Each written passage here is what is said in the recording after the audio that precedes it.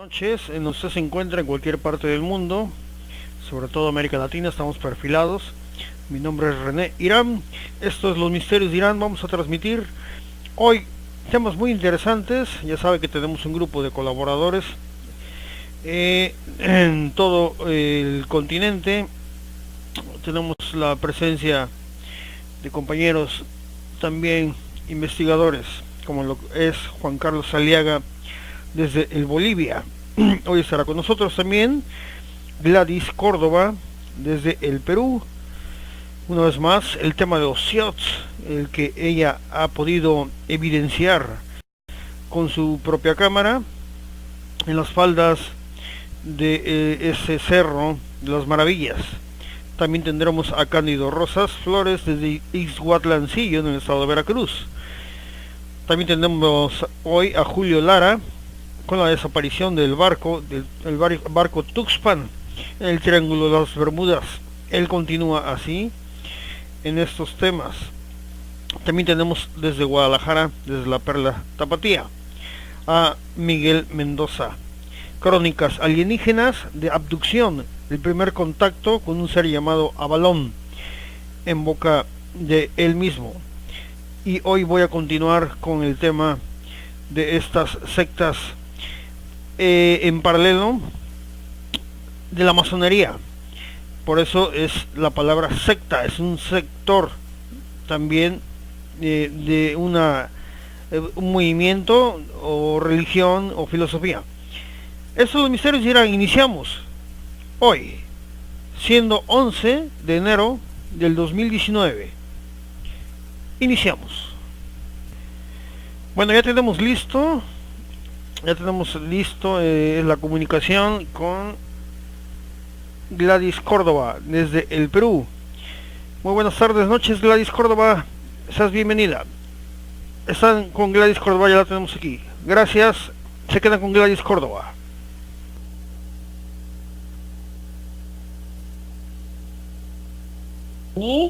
Gracias por este espacio que me ha cedido para poder contar mis experiencias.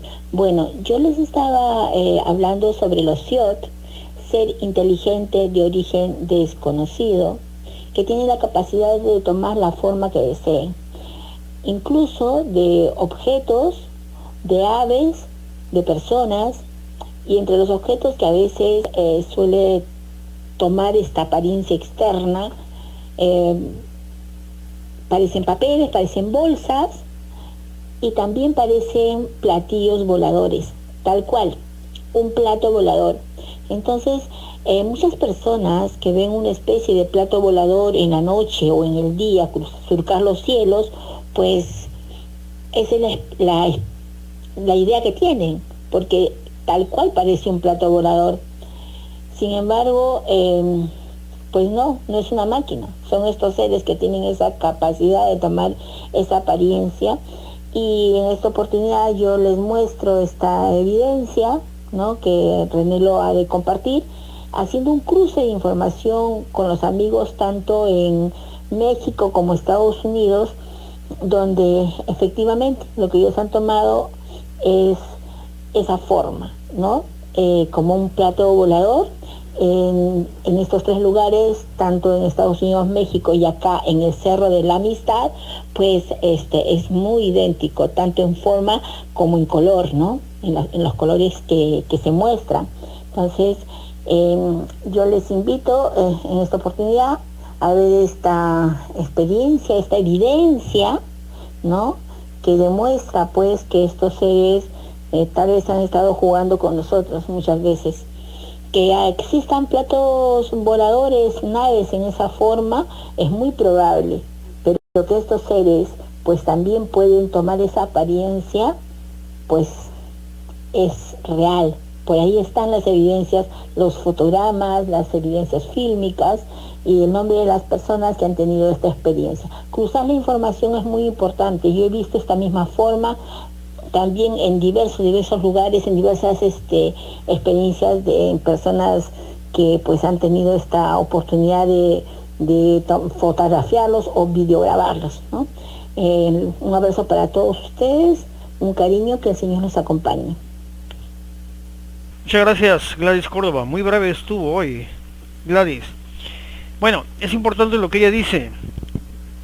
Cruzar esa información, intercambiar información, ver esos videos y poder comparar unos con otros, los que se encuentran en Estados Unidos, en México, en Canadá, en Argentina, en Chile, en Perú, en Bolivia, Venezuela, Colombia, en cualquier país, Centroamérica, Cuba, donde se encuentren, sean alineados o no sean alineados. Aquí son bienvenidos todos, todos, señores. He por ahí escuchado algo, más bien me han hecho saber algo que me ha incomodado un poco. En realidad, no sé qué, pero es la primera vez así que realmente escucho algo. Es gente, obviamente, en estos temas, cuando uno está en dominio público, con un programa, siempre hay críticas, pero eso sí les voy a decir algo. A la gente esa que afirma, o la persona que afirma, en redes, por ahí, sociales, a mí me da igual, créanme la opinión que digan, pero que me digan que yo estoy imitando a, no sé, a Jaime Maussan, o sea, que yo estoy imitando a Maussan. Número uno, yo me inicié en 1990. El señor se inició también en el 90-91. Obviamente él estaba en 60 minutos antes. En el 82 fue cuando sacó lo de Billy Mayer. Él es hijo, él es de sangre árabe. Es Maussan, su apellido. Bueno, yo soy Deep, yo soy de sangre árabe también. Puede ser tal vez eso que hay ahí genético. Porque el factor hereditario sí influye mucho.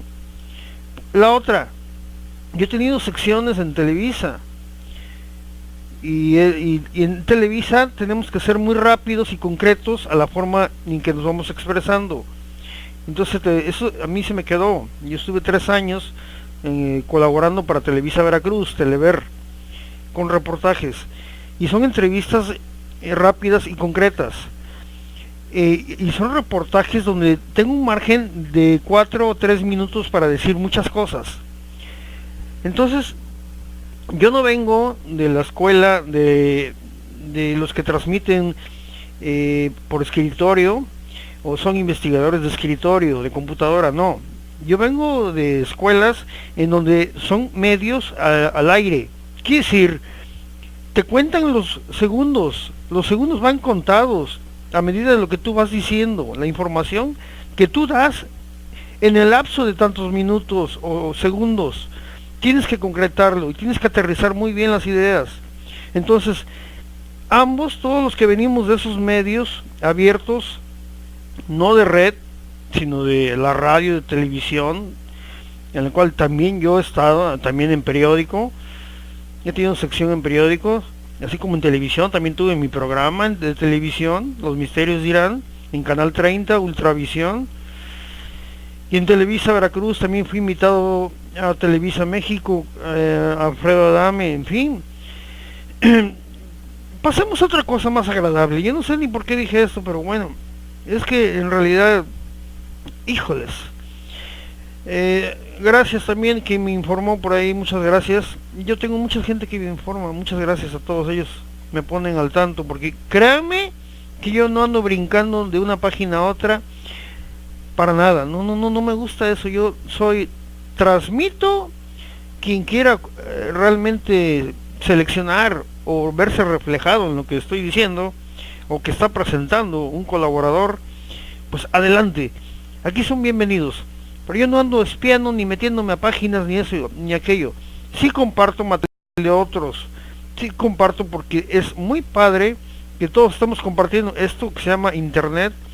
Es maravilloso lo que están haciendo esas ediciones, es muy padre que se compartan y puedan ver también variedad de cosas que hay, que la llegada a tal sitio en una sonda planetaria, que se vio tal noticia, que terremotos, etcétera. Todo lo que tiene que ver con medio ambiente, también historia, todo lo que compete a la humanidad, al ecosistema, todo lo que sea el planeta, la esfera, la galaxia, el cosmos, Aquí hay cara. Yo no tengo por qué estar imitando a otra persona, jamás. Tú, la persona que haya dicho eso, le digo, yo no tengo por qué estar imitando a nadie. Si tengo un tonito de voz parecida tal vez a él, pues adelante, es tu punto de vista, simplemente es tu punto de vista. Pero bueno, aquí estamos simplemente haciendo lo que yo he venido haciendo, valga la redundancia, desde hace muchísimo tiempo, que es compartir con ustedes el fenómeno ovni, el cual se burlaban cuando yo tenía unos 21 o 22 años y me decían, ¿qué vas a hacer? ¿Hablar de qué? De ovnis y extraterrestres era un tabú en televisión o en radio. Tenía yo 21 o 22 años, en el 92, y ya me estaban jalando. ¿Por qué? Bien, no es la edad la que te dice que sabes mucho, es la capacidad que tengas tú para almacenar información en el tiempo que tú vivas. Si tienes 17 años, puedes haberte aventado ya o investigado mucho. Puedes tener 20 años y puedes haber investigado ya bastante. Hay gente que puede tener 100 años y puede estar totalmente vacío aún de información y de muchas cosas. Así es la vida, señores. Así es esto, es la capacidad que uno le dé a los minutos de vida que ya no vuelven y que ya no regresan. Viajeros somos, señores, en el tiempo. No pasa el tiempo por nosotros, viajamos en el tiempo. Vamos a iniciar con otro. Y recuerde que tenemos el tema hoy de la masonería. Vamos a hablar de la Otto. Sí, aquella que pertenecía a Ashley Crowley. Bien, vamos con otro colaborador. Ya tenemos a Juan Carlos Aliaga desde Bolivia. Un tema muy interesante, seguramente. Vámonos.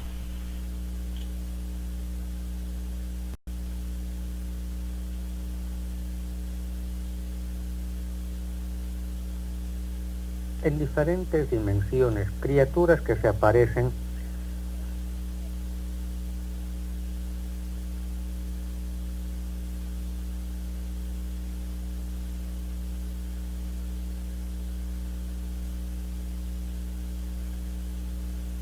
no espiritual.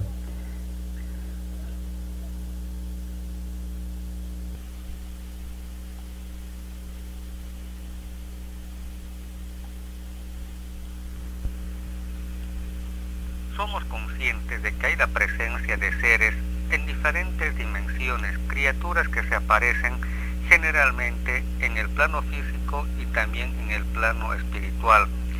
Nuestro mundo, sería mejor dicho, aquella realidad que nosotros conocemos en realidad es una mínima parte de lo que en realidad existe en el plano universal. Y al referirme universal, no solamente lo que captan nuestros ojos físicos. ¿A qué quiero llegar con este comentario? Lo que sucede es que nosotros siempre queremos buscar seres extraterrestres en el plano físico donde nosotros nos desenvolvemos, pero nos olvidamos de buscar o tratar de tener contacto, o tal vez casualmente hayan contactos a nivel de cuarta o quinta dimensión. Nosotros tenemos un cuerpo tridimensional que tenemos todos los elementos químicos y el material, digamos, de nuestro planeta en nosotros mismos. Ejemplo, está lo característico del hierro que está en nuestro torrente sanguíneo, que siempre eso es algo que todo el mundo lo conoce, que cuando hay la falta de hierro en la sangre estamos con anemia. Entonces, ¿qué significa esto? Que nosotros tenemos elementos mineralógicos de nuestro planeta en nuestro propio cuerpo. Ya está el magnesio, el potasio y todo aquello. Entonces, al referirnos de vida extraterrestre, no tenemos que buscar solamente en el plano físico nuestro, porque también hay manifestaciones espirituales donde no se necesita un cuerpo físico tal vez para manifestarse, o tal vez sea una proyección, puede ser holográfica o tal vez en astral, donde este tipo de criaturas siempre se van a manifestar. Ahí es donde me quiero referir exactamente a diferentes hechos que están sucediendo de posibles abducciones, mal llamados secuestros, porque en realidad vendría a ser lo que estas criaturas toman contacto con nosotros, o somos sacados físicamente, o hay casos que también nos llevan a nivel astral, espiritual. Entonces, están sucediendo muchos hechos en diferentes partes del mundo, no solamente de esta época, o sea, actual, sino desde hace unos 40, 50 o 100 años, inclusive relatos de diferentes culturas que los llamados dioses se los llevaban a los líderes o patriarcas bíblicos, o también otro tipo de seres que estaban siempre siendo llevados a otras dimensiones, a otros mundos, para ser capacitados en diferentes áreas, como el caso de Enoch, que se sube a una nave y puede tener contacto con ángeles, etcétera, etcétera. También ahí está otro tipo de seres o sea, personalidades espirituales que han viajado también, como dicen, al séptimo cielo. O sea, hay varios relatos, y en la actualidad también se está dando todo aquello que es presencia extraterrestre y de seres que son tal vez terrestres, pero que están en otras dimensiones, y tal vez me atrevería yo a decir que están en otro tiempo y espacio, que nos vienen justamente a instruir con tal vez conocimientos que no están al alcance de nosotros mismos como personas o seres humanos, pero sí están mucho más avanzados en otras dimensiones, en otros lugares que están acá manifestándose. Y yo quiero que ustedes escuchen el relato de una muchacha que voy a guardar en reserva su nombre, que es acá en la ciudad de Santa Cruz, Bolivia, donde hace un relato de que hay la presencia de una entidad. Bueno, van a escuchar, simplemente les estoy dando un preámbulo, que siente como que hay un aroma fétido en el lugar, ya, o sea, y que parece que ella tuviera esa parálisis del sueño, pero que a la vez como que ha tenido una experiencia bastante interesante, se la ve bastante agitada, o sea, una persona como que está nerviosa al hacer el relato. Y yo en estos días voy a contactarme con ella para poder conversar directamente y ver si tiene alguna evidencia de lo que, tal vez alguna marca, moretones, por lo que ella menciona, ya, y todo aquello. Entonces hay que analizar profundamente este hecho, porque sabemos que no es el único caso a nivel mundial. Como les decía, han habido muchos casos, pero lo más sorprendente de esto es que tiene que ver mucho con ese aroma muy peculiar, que es algo como que nos haría notar que serían estos seres reptiles, de la raza reptil, porque coincide con el aroma. Y a la anterior vez habíamos mencionado que aquí en el Palacio de Gobierno de Bolivia también se manifiestan, bueno, también hay una persona que siempre está en altas esferas del gobierno que me comentó esto, y que tienen un aroma justamente coincidente como de esta muchacha del relato, hediondo, o tal vez un olor a pantano o agua detenida, agua estancada, o también un olor a azufre. Entonces este tipo de elementos nos hace entender de que serían la misma raza, las mismas criaturas que se estuvieran manifestando en este caso en esta muchacha. Ahora, lo que sí yo puedo comentarles y llegar a la conclusión de que sí estamos siendo visitados por diferentes razas, diferentes criaturas de diferentes procedencias del universo, y hay que saber analizar si uno va a recibir mensajes positivos o negativos, porque en este universo hay de todo. Saquen ustedes sus conclusiones. Soy Juan Carlos Aliaga para Misterios de Girán, Bolivia. Muchas gracias Juan Carlos Aliaga desde Bolivia.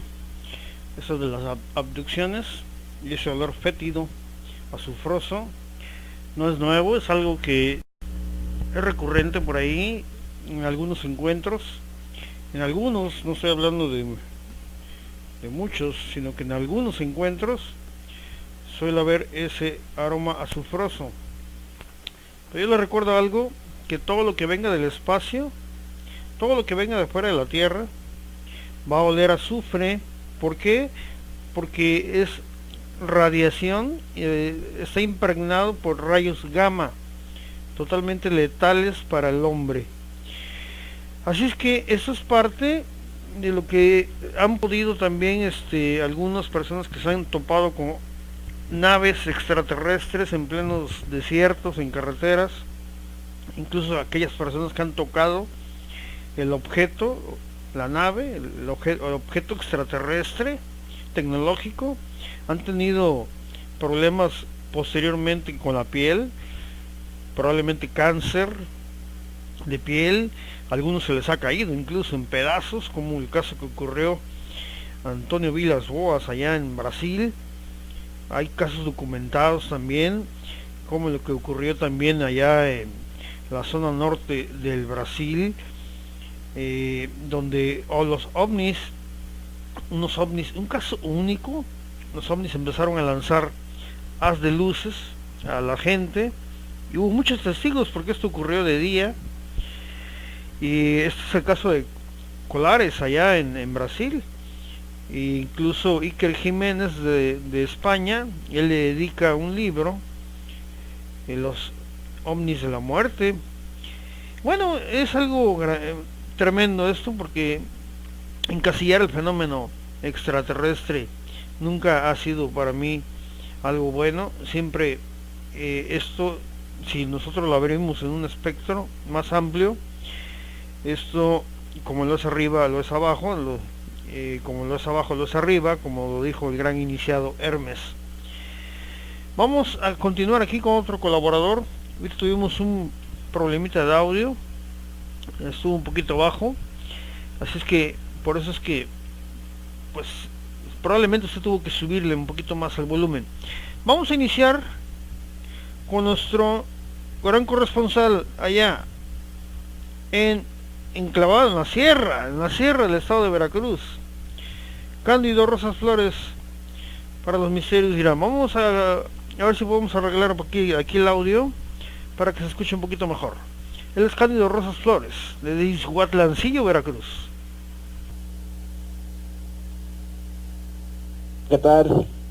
Muy buenas tardes, mi estimado amigo René Irán. Pues hoy te voy a platicar algo, bueno, de una experiencia que tuvo un compañero de trabajo aquí en el municipio de Izhuatlancillo, Veracruz. Pues en el 2015, pues a mí me marcó también esa fecha, y también al compañero Rotilo Gregorio. Él es también conductor de la ruta Izhuatlancillo-Orizaba. Pues yo le había platicado de una experiencia que tuve de un ser que me visitó parte de la madrugada, y este compañero pues casi con burla me dijo: "Ah, estás loco, eso no existe". Bueno, esto es lo que les voy a platicar. Pues él tuvo una experiencia el 8 de diciembre, parte de la noche que él ya iba rindiendo con su viaje. Bueno, pues esto es lo que él me platicó. Dice que ese día, el 8 de diciembre del 2015, él llegó al pueblo del viaje. Él sacó un viaje de Orizaba al pueblo, llegó, dice eran 9, más o menos como 9:15 o 9:20. Iba su esposa y su niño. Llegaron hasta el fondo del pueblo, y él le dijo a su esposa que se le acompañaba en ir a dejar el camión. Y la esposa dijo: "No, pues yo tengo que llegar a la casa para ponerte tu agua para que te bañes". Entonces le pidió al hijo, dice: "Acompáñame tú, es que en esta vereda pues está muy oscuro". Y el chamaco tampoco quiso ir a acompañar a su papá.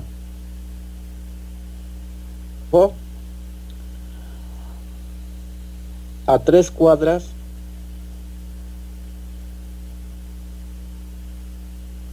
no hay ni luz, no hay casas. Pues se cruza el puentecito y avienta las altas.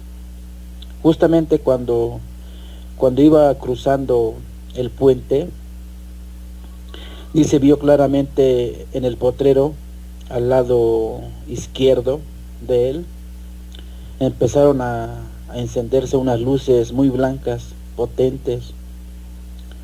Avanzó 4 o 5 metros, voltea hacia el potrero y es como que se sincronizaran las miradas.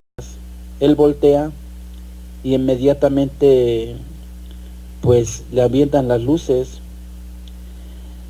Él ve claramente que era un grupo musical, pero luego se acuerda, pero un grupo musical en este potrero pues no, es imposible porque no hay luz, a menos que trajeran una planta de luz los del grupo. Pero lo más extraño, dice que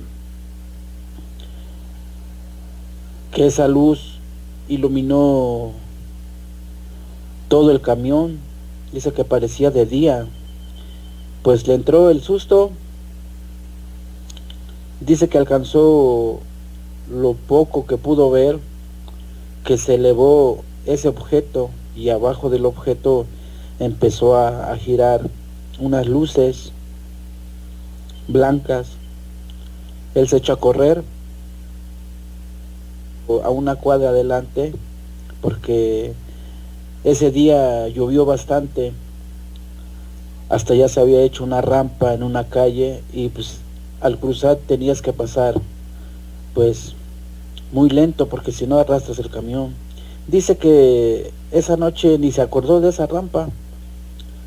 Lo único que recuerda es llegar a la cochera donde se guardan los camiones y inmediatamente se bajó y le habló al velador y le dijo, ¿sabes qué? ¿Quién sabe qué me asustó? Allá adelante, en ese potrero que está ahí.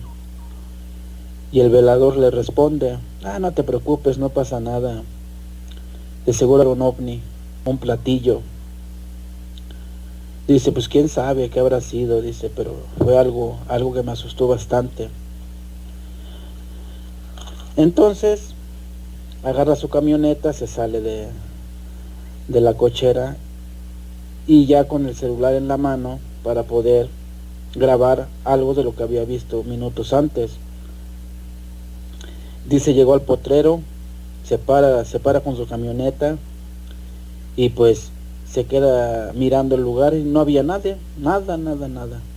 Estaba solo el potrero. Lo que le había alumbrado ya se había ido. Esto le ocurrió en el 8 de diciembre del 2015. Dice que llegó a su casa con todos los pelos parados, ahora sí que pues del susto. Incluso la esposa le preparó un té para que se calmara, se tranquilizó, dice, pero sí, ese suceso que le pasó, dice que pues hasta hoy no lo puede olvidar. Y pues mira René,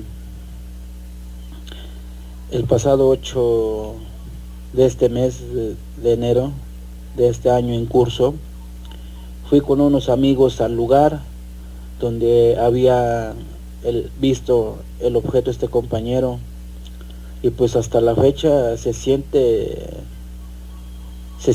algo, unas vibras.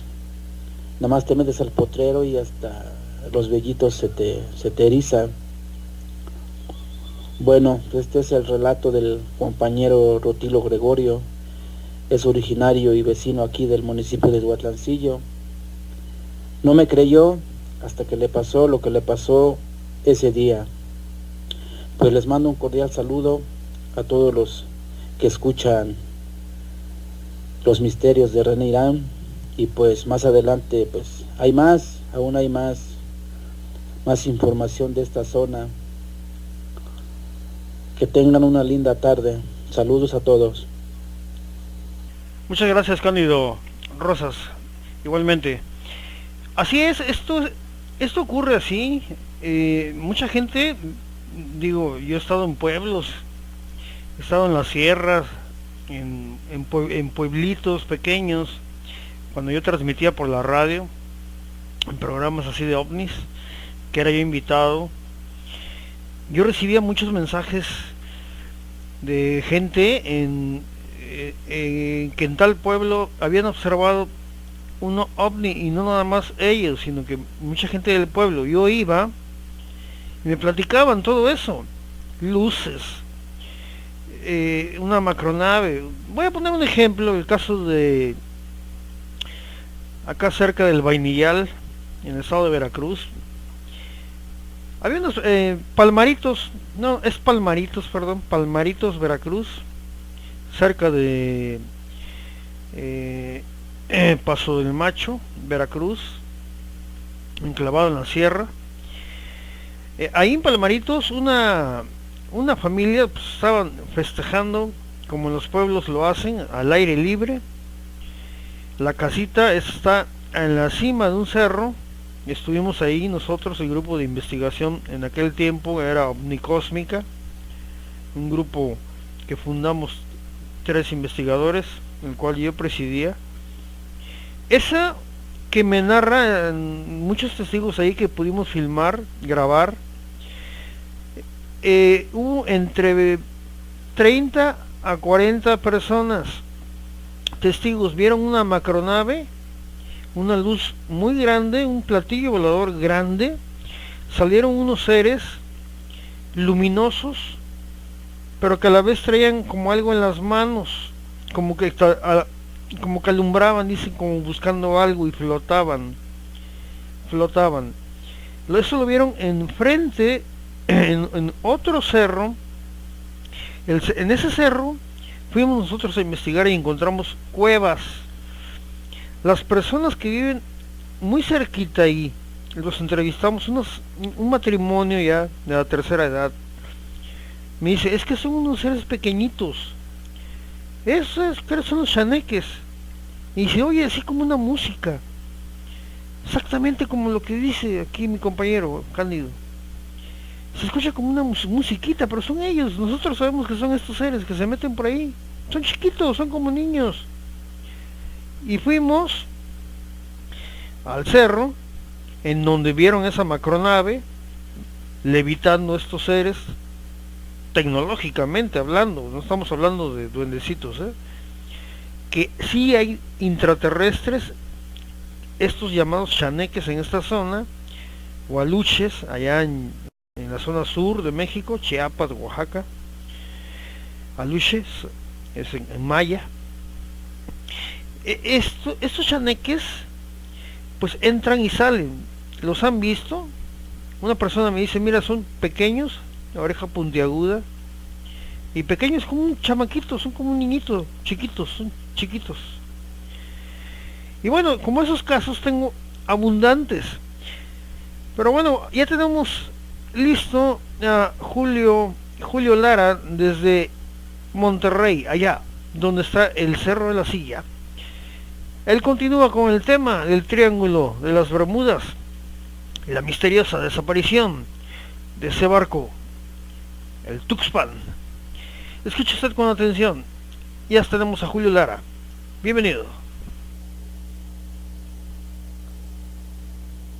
Ustedes, amigos míos, hola, muy buenas noches a todos ustedes, amigos míos de los misterios de René Herán, Julio César Lara desde Monterrey, Nuevo León. Pues bien, hoy ya le vamos a dar carpetazo final al asunto este del Triángulo de las Bermudas. Vamos a hablar sobre lo que es un capítulo mexicano, porque México también tuvo un capítulo negro en el historial del Mar de las Bermudas, y me refiero a aquella tarde-noche del 24 de febrero de 1987, en que el navío motor Tuxpan de la empresa naviera Tecomar desapareció misteriosamente en la inmensidad del Atlántico. Se cree que fue exactamente cerca de las costas de las Bahamas.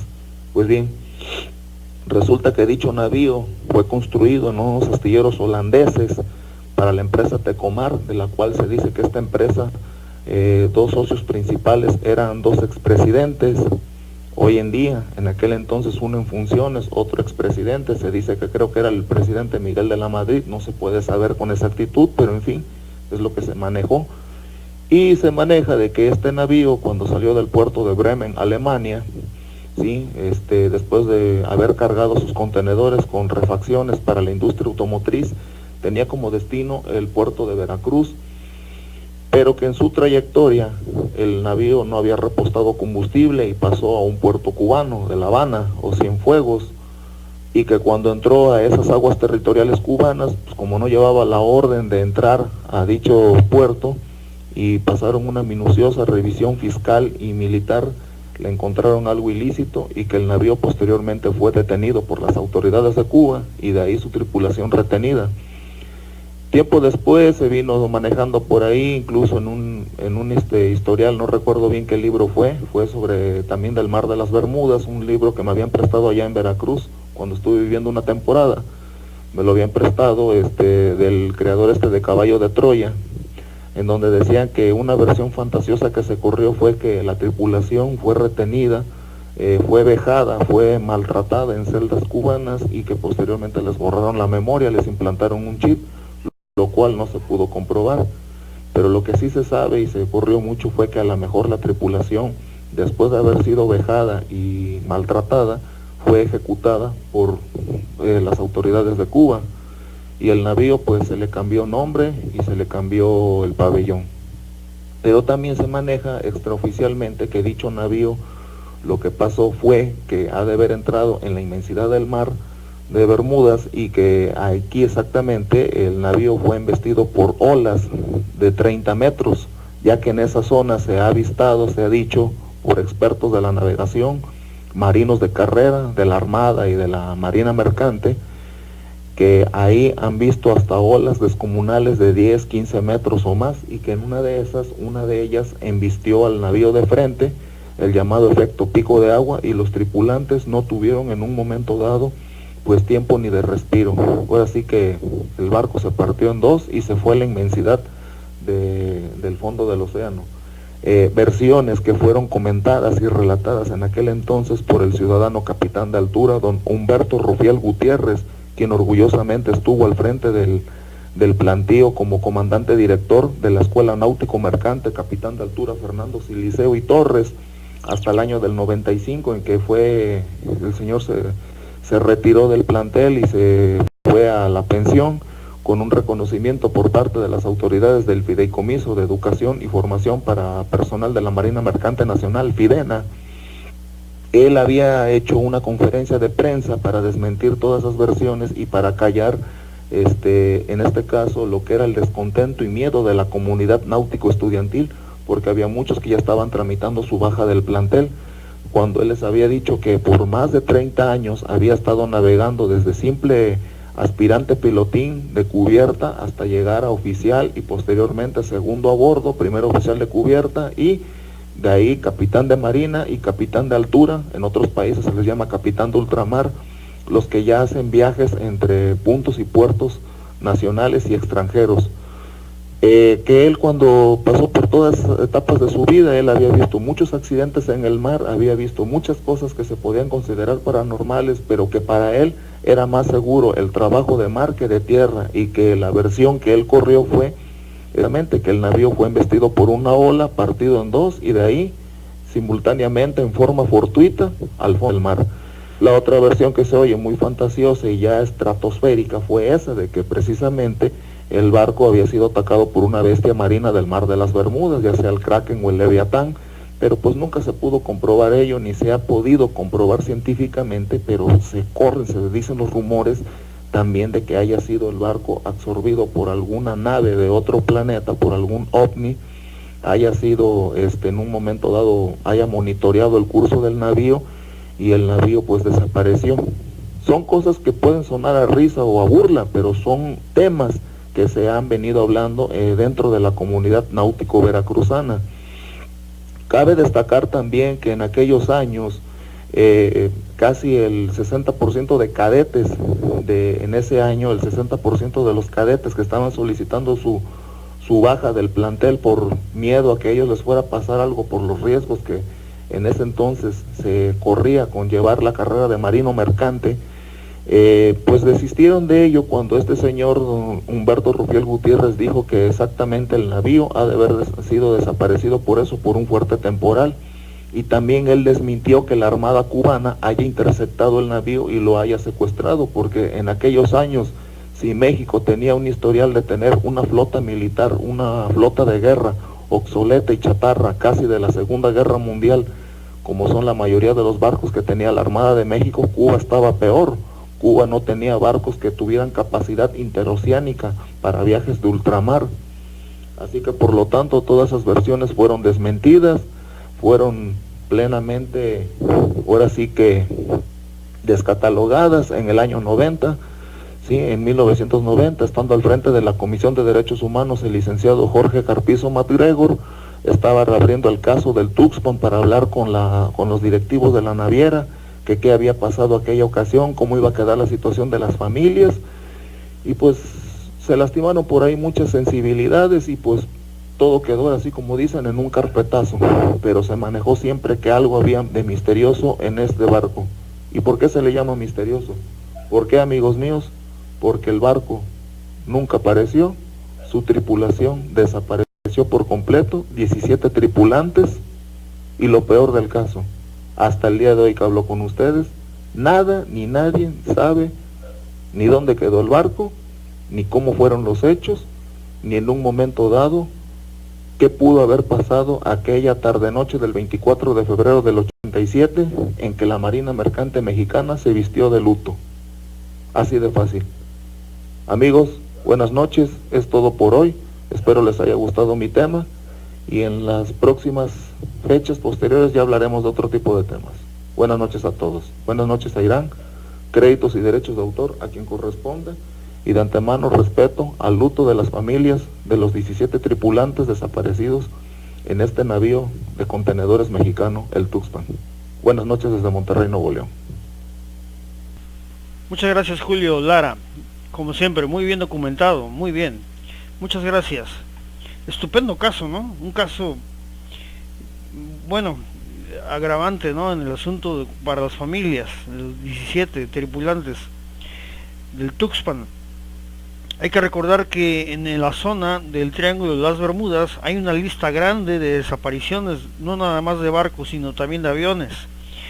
Esta lista la efectuó uno de los grandes investigadores, Charles Berlitz, de los grandes investigadores, hay muchos, pero sobre todo el que le dio más tiempo, no nada más en investigar el sitio, sino en sumergirse, estar ahí días en el Triángulo de las Bermudas.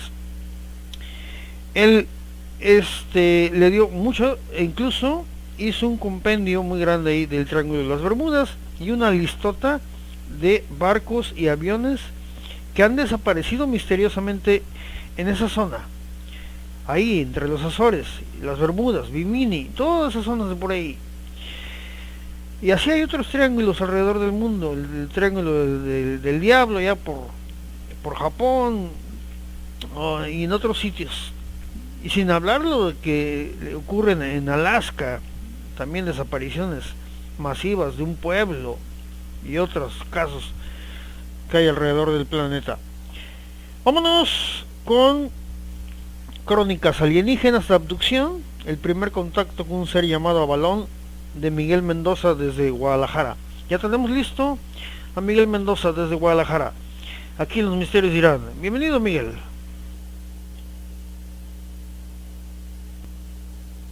Buenas noches, seguidores de René Irán y sus misterios. Buenas noches, seguidores de René Irán y sus misterios. Mi nombre es Miguel Mendoza, desde Tlaquepaque, Jalisco, México. Una serie de historias, de alguna manera, que se deben escuchar con la mente libre, abierta y totalmente a su criterio y amable consideración. La adopción. La realidad es más emocionante y en ocasiones aterradora. Autor Miguel Mendoza. Capítulo 1. Ese año de 1979 no era diferente a los anteriores económicamente hablando para la familia. Había que apretarse más el cinturón porque una comida era repartida entre varios miembros, 9 en total, siendo yo el menor, y los mayores se quedaban en ocasiones sin probar bocado. Muchas gracias por su generosidad, hermanos. Ese otoño la ciudad de Guadalajara registraba apagones generales de energía eléctrica en varios sectores de la ciudad, y para ese entonces mi madre estableció un pequeño negocio de lotes y semillas fuera de la vecindad donde vivíamos. En ocasiones, madre nos hacía mirar hacia el cielo y observar las estrellas. El niño Dios les traerá juguetes. Ya viene en su carreta, señalando las Pléyades, en la constelación de Tauro, que tiene una singular forma como de carreta. Una mala noche de ventas, decide levantar su puesto y resguardarnos en la casa, siendo yo el menor y más rebelde. Me quedo en la calle hasta que ya no hubiera amigos con quien jugar. Cerca de las 10 de la noche, obedeciendo los gritos de madre, me dirijo a casa. Escucho un sonido desconocido, algo me hace mirar hacia el cielo, y justo sobre mi casa, al lado de un anuncio metálico sobre un viejo hotel a unos 6 metros de altura, estaba un objeto con forma de disco, de un tamaño tal vez de unos 7 metros de diámetro, totalmente plateado y con luces de colores circundando su perímetro de izquierda a derecha, y una segunda línea interior girando en sentido contrario, rojo, azul, blanco, algún tipo de efecto casi hipnótico. Así permanezco durante unos 20 minutos, de 15 a 20 minutos. Mi primera impresión fue de temor, después sorpresa y finalmente fascinación. El temor desaparece y entonces esbozo una pequeña sonrisa, diciéndome a mí mismo: debe ser uno de esos platillos voladores que anuncian en la televisión. El platillo volador se desplazaba con suaves movimientos como un péndulo. Emite un zumbido para mí desconocido. Minutos después, poco a poco, dentro de su péndulo, se eleva hasta perderse de vista. Unos minutos más tarde ingreso a mi casa, que para ese entonces contaba con 2 pequeños cuartos y una cocina. Los baños eran comunitarios. Les recuerdo que era una vecindad. Esa noche traté de dormir todavía fascinado por esa increíble experiencia. Tuve el más increíble y fabuloso de los sueños que hasta mis 9 años pude haber imaginado. Esto es, de alguna manera me encontraba dentro de esa nave en forma de disco, que emitía un pequeño zumbido desconocido. Ya dentro se podía percibir una paz y quietud que jamás había sentido antes en mis escasos 9 años. Un leve aroma se percibe, ahora sé que era sándalo. No hay temor, no hay hambre, ni cansancio. Pensé en madre, la buscaba. Miré a mi alrededor, eran totalmente blancas las paredes, el piso, el techo. Escucho una voz que me dice: mira por las ventanas. Ese sonido se escucha en mi cabeza, la voz de un hombre. Mi frente me duele. El entorno que antes era de un blanco perfecto, ahora presenta un plateado, y el perímetro a mi alrededor ahora eran ventanas parecidas a pantallas de 50 pulgadas tal vez. Tableros touch en una pequeña consola de mando. Tal vez touch, no había botones, ni palancas, ni sillas o alguna persona. Pude ver mi casa debajo de la nave. El piso ahora es transparente, como cristal. Parecía que estaba flotando. Estaba descalzo, el piso era tibio. Mi vieja madre salía a buscarme, enojada. No te preocupes, dijo la voz, pronto regresarás con ella. Ahora veo a algunos de mis amigos de la vecindad que también observan la nave, y sobre la ciudad empezaban a aparecer más platillos. Eran muchos más, me parecía increíble poder verlos desde arriba. Ahora estaba cerca de las torres de la Catedral Metropolitana de Guadalajara. Casi podía tocarlas. Inexplicable cómo podía encontrarme tan lejos de casa. Ahora nos postamos sobre la Minerva de Guadalajara, una glorieta muy famosa. Estaba casi a su altura, casi la podía tocar. ¿Te gustaría ver otra ciudad? Escucho la voz en mi cabeza y dije, no sé, dije temeroso. Después de unos segundos de dudas e incertidumbre, se ilumina el habitáculo y un pequeño destello como relámpago se produce. Segundos después, escucho la voz en mi cabeza: mira, esta ciudad se llama París, está en Francia, del continente europeo, lo puedes comprobar en libros de geografía. Pude ver la Torre Eiffel, el Arco del Triunfo de Napoleón, Campos Elíseos, me preocupé y solté unas lágrimas. Realmente me sentí lejos de familia. Asustado no pude ver a nadie, pero sentí una presencia que me confortaba, que me hacía confiar en que todo estaría bien, decía en adelante, que todo sería mejor para nosotros, que nuestras penas y problemas pronto acabarían. La Torre Eiffel era una construcción para mí entonces impresionante y desconocida. Casi podía tocar la punta de la torre. La imagen de la ciudad cambia en un instante y nuevamente se produce un destello. Y vi cómo entre las calles había personas y la gente corría entre la ciudad y era protegida por grandes naves que perseguían a otras como si estuvieran combatiendo. Edificios muy altos, casas con forma de hojas y vegetación distinta. Los árboles lucían enormes como lechugas. Las personas corren y se ocultan entre plantas y casas. Era como una batalla.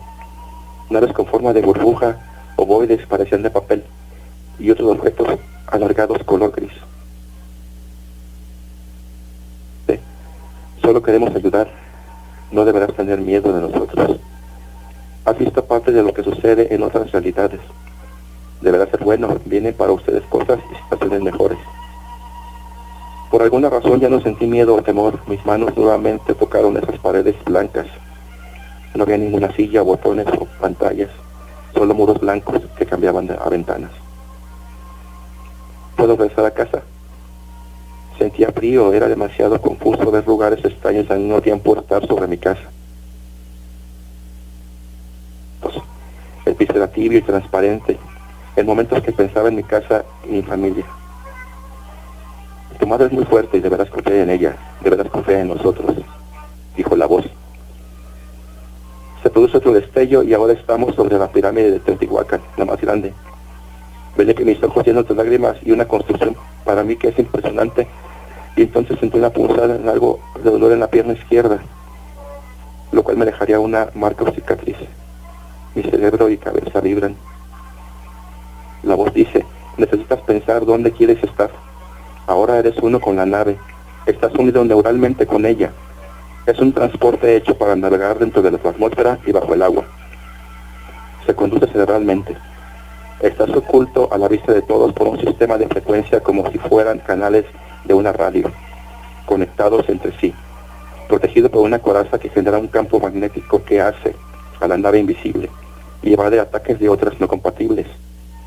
Los motores son dos, el que impulsa y otro que acelera y crea la energía que alimenta los sistemas.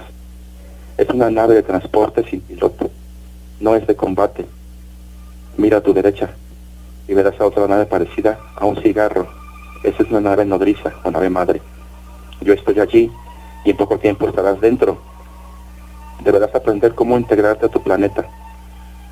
El tiempo no existe, el espacio no es distancia. La velocidad solo aplica a elementos no compatibles con sus campos magnéticos. No necesitan transportes terrestres. Solo hay y habrá momentos en tu vida donde convergen pasado, presente y futuro, como te han programado. Deberás borrar esa información porque es donde te conectarás con la nave. No comprendí más de lo que me decía. Lo que me sorprende es ver cómo al lado de la nave aparecen otras naves similares en forma de disco y otras con diferentes como gotas raras como insectos. ¿Quién eres?, pregunto. ¿Cómo te llamas? Ahora podía ver varios mundos a la vez. El estar unido neuralmente a la nave me convertía en un monitor de varias frecuencias y realidades alternas. Incluso podía sentir y leer telemetrías propias de otras naves y seres a una distancia de 15 o 20 kilómetros a la redonda. La conexión con la nave madre se traza en un camino iluminado en la pantalla. Por un instante pensé en hacer visible la nave. Mi hermano sale de casa y voltea hacia la nave. ¿Puede verla? ¿Puede verme? La nave se sacude y recibe una descarga eléctrica. Se escucha nuevamente la voz y me dice: no debes transgredir las reglas de vuelo y exploración. Ese fue tu error, por lo cual fuiste expuesto y reciclado. La nave no permite abandonar el modo furtivo. Tu hermano logra percibirte por unos instantes, mas no te vio. Mi cerebro vibra, me asusta, me hace pensar que algo está mal, que no debo estar aquí. Ya. Soy Avalon, comandante en jefe de adiestramiento para ejércitos de la defensa estelar en ese sistema planetario, estacionados en el universo paralelo, orbitando la luna Europa, el sexto satélite natural de Júpiter. Nací en LOC del sistema solar Anitac, tercera estrella Orion, en un sistema estelar triple en el extremo oriental del cinturón de Orión, y está a 1260 años luz de la Tierra. Recibirás más información al desbloquear tu cerebro compatible con el banco de memoria de la célula o nave. Deberás acelerar este proceso, no hay mucho tiempo. No sé si es el inicio de una locura o neurosis sobre la nave que vi y ahora sueño. La célula se coloca una vez más en modo de salto. La conexión es difícil y más estar en un estado mental donde recibo datos múltiples o telemetrías. Las pantallas frontales transmiten el entorno, punto de partida, punto de destino, telemetrías humanas y telemetrías de fauna, otras formas extrañas de organismos que no conozco. Podía ver y sentir los autos en esos segundos de análisis. Se ilumina una pantalla de alerta y el sensor de proximidad avisa. La pantalla telemétrica muestra a unos kilómetros la ruta de un helicóptero militar. Era capaz de describir el tipo, número de tripulantes, su estado físico-emocional, armamento y tipo de alcance. No presenta escudos magnéticos de protección. El estado magnético furtivo de la nave escanea la atmósfera y procedimiento furtivo recomendable. Este es alejarse del punto de contacto. Toda esa información procesada en unos segundos tal vez, y los monitores en un español legible. Podía leerlos. El destino para mí es desconocido, tal vez era hacia la nave madre. La nave se proyecta dentro de un tubo de luz, no hubo destello esta vez, solo salta. Podía ver el acercamiento de la nave principal, que pasa de un pequeño punto luminoso a un objeto alargado de metal oscuro sin brillo en un segundo. Este es el fin de la primera parte. Crónicas alienígenas y de adopción. La realidad es más emocionante y en ocasiones aterradora. Esbozo del viaje por el planeta Tierra, la Nonia y Marte. Soy Miguel Mendoza, de Tlaquepaque, Jalisco, México. Muchas gracias por su atención.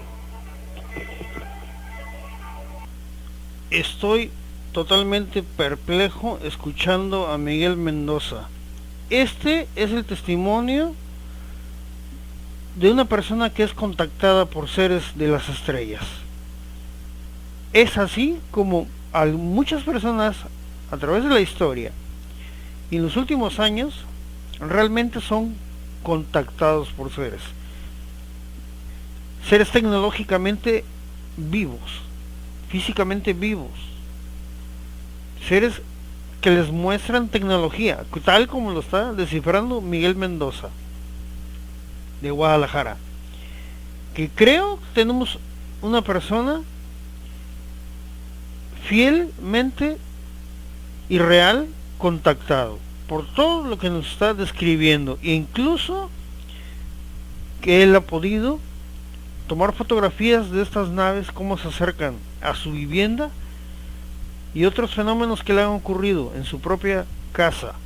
Algo realmente sorprendente. Un caso más del contactismo. Miguel Mendoza desde Guadalajara. Increíble este caso. Pongan ustedes mucha atención en lo de Miguel Mendoza, porque esto, desde la forma en que lo escucho y describe todo esto, encaja muy bien en la fenomenología extraterrestre, ovni. Esto es un caso más de verdadero contactismo. Muchas gracias, Miguel Mendoza, y esperamos la segunda parte aquí para los misterios de Irán. Muchas gracias. Bueno, no creo que me dé tiempo, creo que me dé tiempo para lo que iba a tratar yo sobre mi tema de las otras sectas.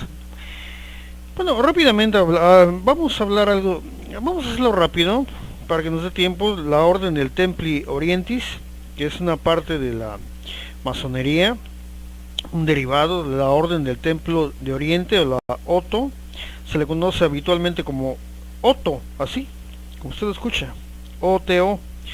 Fue fundada por los masones en Alemania por Theodor Reuss, Karl Kellner en Alemania en el año de 1906, y todavía sigue activa con sedes en la propia Alemania, Austria, Reino Unido y Suiza. Su clasificación como sociedad oculta, muy centrada en el sexo mágico ritual, tiene su razón de ser. En el año de 1912, Reuss admitió en su publicación Oriflame que la orden poseía un gran secreto hermético relacionado con la naturaleza y práctica de la magia sexual. Sin embargo, no es seguro que ese fuera el único principal interés de sus fundadores, que estaban especialmente volcados en ternas ocultistas. En principio, según contaban oficialmente Reuss y Kellner, la OTO había surgido de los ritos masónicos de Memphis y Mizraim, fundados por el británico John Yarker, que había estado relacionado con la SRIA, una orden oculta creada a su vez por el masón Rosacruz Robert Wedgwood Little. La SRIA había sido la antecesora de la fraternidad mágica conocida como Orden Hermética de la Aurora Dorada. Pues bien, Yarker autorizó la fundación de una logia alemana de los mencionados ritos masónicos, tras haber conocido a Reuss, Kellner y al doctor ocultista alemán Franz Hartmann, que estaban relacionados con diversas órdenes neo-rosacruces, y por su cuenta habían puesto en marcha la Sociedad Teosófica Alemana en el año de 1896. Reuss también tenía un intenso pasado. Había estado espiando en Londres a los socialistas alemanes en el exilio, infiltrándose en la Liga Socialista, y antes de fundar la OTO, pues había creado en Alemania varias logias masónicas rosacruces. Con estos antecedentes encontramos que en la OTO se enseñaba a decir de sus fundadores una doctrina tántrica única que habían recibido de 3 adeptos orientales.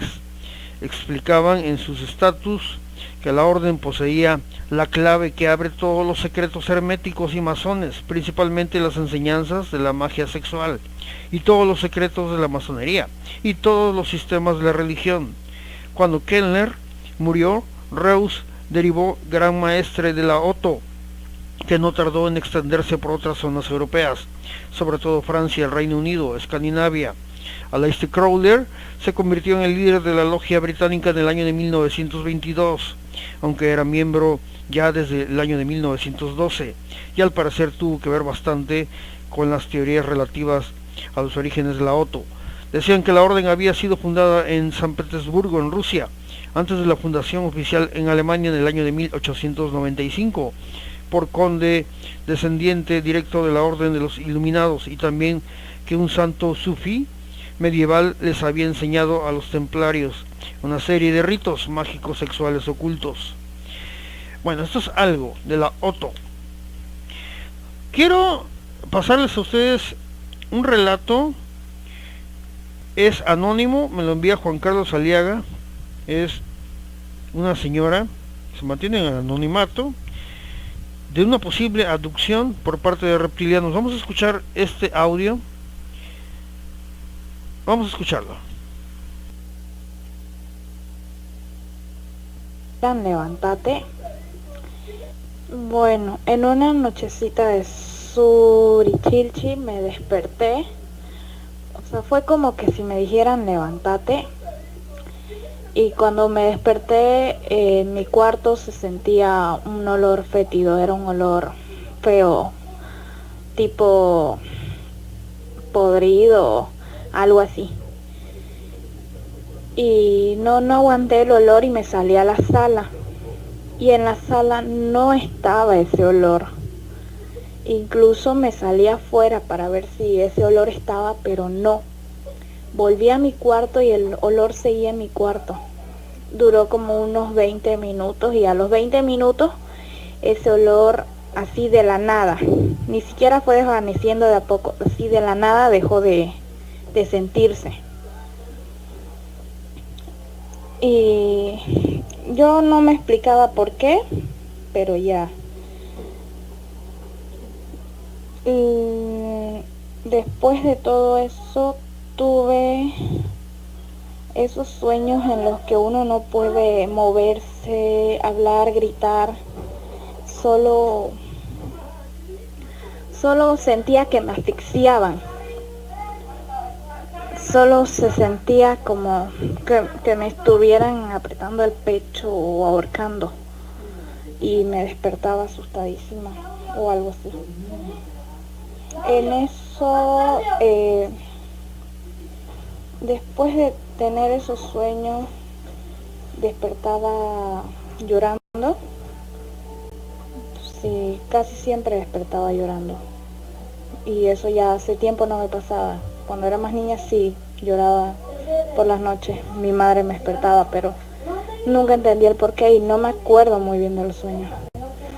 Solo sé que en ocasiones, en algunos sueños, es que quedo así como si me estuvieran asfixiando. Luego de que pasó eso, años después volví a empezar a despertarme llorando y a sentir de nuevo esa sensación de asfixia en las noches.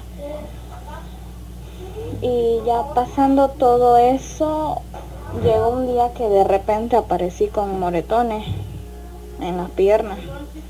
Nunca supe por qué, pero me aparecían esos moretones y no me dolían cuando los tocaba, no me dolían para nada, pero iban apareciendo de a uno o de a dos.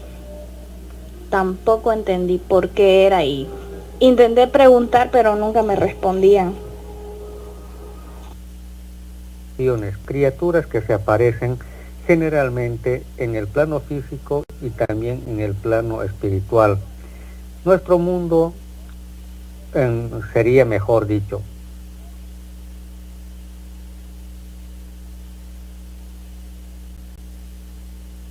existe en el plano universal, y al referirme universal, no solamente lo que captan nuestros ojos físicos. ¿A qué quiero llegar con este comentario? Lo que sucede es que nosotros siempre queremos buscar seres extraterrestres en el plano físico donde nosotros nos desenvolvemos, pero nos olvidamos de buscar o tratar de tener contacto, o tal vez casualmente hayan contactos a nivel de cuarta o quinta dimensión. Tenemos todos los elementos químicos y el material, digamos, de nuestro planeta en nosotros mismos. Ejemplo, está lo característico del hierro que está en nuestro torrente sanguíneo, que siempre eso es algo que todo el mundo lo conoce, que cuando hay la falta de hierro en la sangre estamos con anemia. Entonces, ¿qué significa esto? Que nosotros tenemos elementos mineralógicos de nuestro planeta en nuestro propio cuerpo. Ya está el magnesio, el potasio y todo aquello. Entonces, al referirnos de vida extraterrestre, no tenemos que buscar solamente en el plano físico nuestro, porque también hay manifestaciones espirituales donde no se necesita un cuerpo físico tal vez para manifestarse, o tal vez sea o tal vez en astral, donde este tipo de criaturas siempre se van a manifestar. Ahí es donde me quiero referir exactamente a diferentes hechos que están sucediendo de posibles abducciones, lo que estas criaturas toman contacto con nosotros, o somos sacados físicamente, o hay casos que también nos llevan a nivel astral, espiritual. Hechos en diferentes partes del mundo, no solamente de esta época, o sea, actual, sino desde hace unos 40, 50 o 100 años, inclusive relatos en diferentes culturas que los llamados dioses se los llevaban a los líderes o patriarcas bíblicos, o también otro tipo de seres que estaban siempre siendo llevados a otras dimensiones, a otros mundos, para ser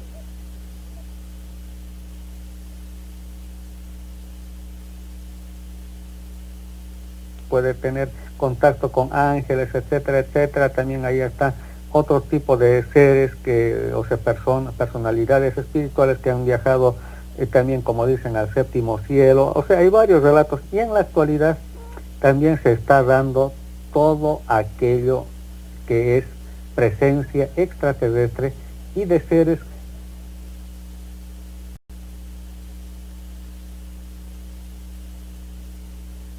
que están en otro tiempo y espacio, que nos vienen justamente a instruir con tal vez conocimientos que no están al alcance de nosotros mismos como personas o seres humanos, pero sí están mucho más avanzados en otras dimensiones, en otros lugares que están acá manifestándose. Y yo quiero que ustedes escuchen el relato de una muchacha que voy a guardar que es acá en la ciudad de Santa Cruz, Bolivia, donde hace un relato de que hay la presencia de una entidad. Bueno, van a escuchar, simplemente les estoy dando un preámbulo, que siente como que hay un aroma fétido en el lugar, ya, o sea, y que parece que ella tuviera esa parálisis del sueño, pero que a la vez como que ha tenido una experiencia bastante interesante, se la ve bastante agitada, o sea, una persona como que está nerviosa al hacer el relato. Y yo en estos días voy a contactarme con ella para poder conversar directamente y ver si tiene alguna evidencia de lo que, tal vez alguna marca, moretones por lo que ella menciona, ya, y todo aquello. Entonces hay que analizar profundamente este hecho, porque sabemos que no es el único caso a nivel mundial. Como les decía, han habido muchos casos, pero lo más sorprendente de esto es que tiene que ver mucho con el aroma muy peculiar, que es algo como que nos haría notar que serían estos seres reptiles, de la raza reptil, porque coincide con el aroma. Y a la anterior vez habíamos mencionado que aquí en el Palacio de Gobierno de Bolivia también se manifiestan. Bueno, también hay una persona que siempre está en altas esferas del gobierno que me comentó esto, y que tienen un aroma justamente coincidente como de esta muchacha del relato, hediondo, o tal vez un olor a pantano o agua detenida, agua estancada, azufre. Entonces, este tipo de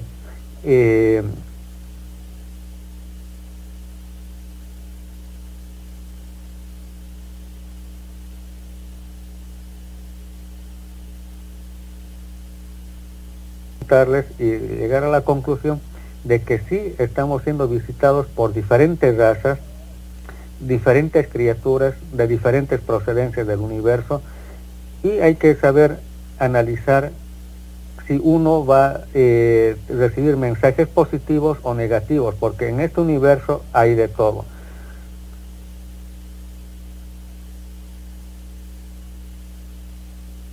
Bien, pues es que es interesante. Quise repetir aquí el fragmento, el envío que nos hizo llegar Juan Carlos Aliaga de Bolivia sobre las abducciones, y ese testimonio de una persona anónima que al parecer se encuentra ya en Bolivia, y ese tipo de manifestaciones, o lo que suele conocerse en el argot ufológico como visitantes de dormitorio.